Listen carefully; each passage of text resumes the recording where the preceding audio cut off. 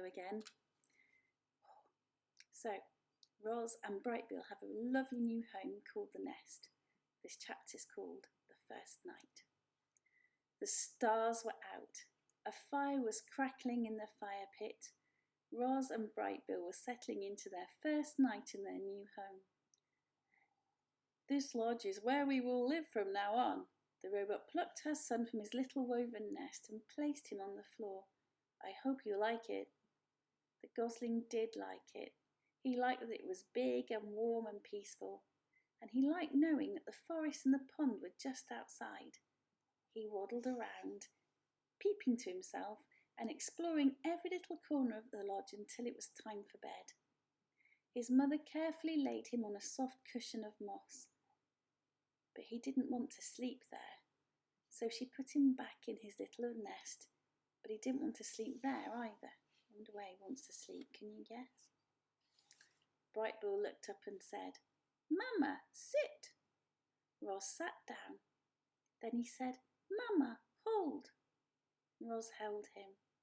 The robot's body may have been hard and mechanical, but it was also strong and safe. The gosling felt loved. His eyes slowly winked closed, and he spent the whole night quietly sleeping in his mother's arms. There she is. The deer. The deer family did not run from the sound of snapping twigs and crunching leaves. They'd heard all about Roz and Brightbill, and they knew there was nothing to fear.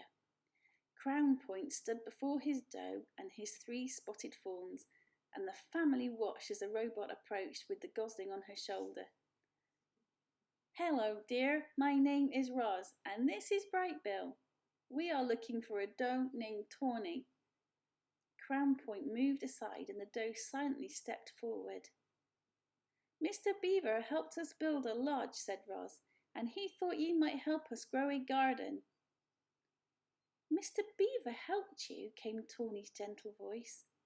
"You must have done something for the beavers." "I brought them freshly cut trees," said Roz.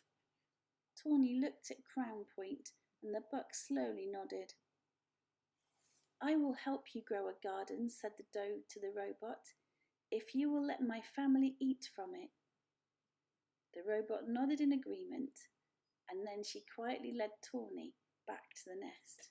There is the family of deer. The garden. After inspecting the grounds, Tawny asked Roz to remove all the dried brambles and weeds and leaves from the garden area. She asked her burrowing friends, the moles and the groundhogs, to dig through the dirt and loosen the soil. And then she asked all the neighbours to do something rather peculiar. "Please leave your droppings around the nest. The more droppings, the richer the soil, the healthier the garden." As you can imagine, Tawny's request got everyone's attention. The place was soon crawling with woodland creatures curious to hear more about the garden project. And just like that, the robot was meeting her neighbours. The plan to help her make friends was already starting to work. There was a festive feeling around the nest that day. Animals were coming and going and chatting and laughing. After some pleasant conversation, each neighbour would choose their spot, leave their droppings and be on their way, and always with a smile. "Oh, we're happy to help," said 2 smiling weasels after finishing up their business. "It was our pleasure," said a flock of smiling sparrows before they flew away. "I shouldn't be much longer now," said a smiling turtle as he slowly made his contribution. As all this was going on, Roz walked around and thanked everyone. "I am not capable of defecating," she explained, "so your droppings are much appreciated." Once the grounds were fertilised, it was time for the plants. Tawny brought Roz and Brightbill out to a lush meadow. The robot sank her fingers into the ground and felt the spongy layers of roots below the grass. Slowly, carefully, she rolled up wild strips of sod, exposing the dark, wormy soil. She carried the rolls back to the nest and spread them out to make a patchy lawn. Then she transplanted clumps of wild flowers and clovers and berries and shrubs and herbs until the nest was surrounded by a scraggly collection of plants. "It's not much to look at now," said Tawny, "but the grass will grow into these gaps, and the flowers and bushes should perk up in a few days. I'll return soon to make sure it's all taking root. Before long, this will be a lovely wild garden." The mother. Here's a picture, look. The robot and Brightbill. Like most goslings, Brightbill followed his mother everywhere. He was a slow, tottering little thing, but Roz was rarely in a hurry, and together they loved meandering along the forest paths and around the banks of their pond. However, they spent most of their time right in their own garden. You see, the garden was no longer scraggly. Thanks to the robot's careful attention, it was now bursting with colours and scents and flavours. Clearly, Roz was designed to work with plants. Oh, can you see Gloria having a little drink? I think she likes the story. So clearly Roz was designed to work with plants. "Oh, Roz, you've been busy," said Tawny as her family grazed on the wonderland of growing things.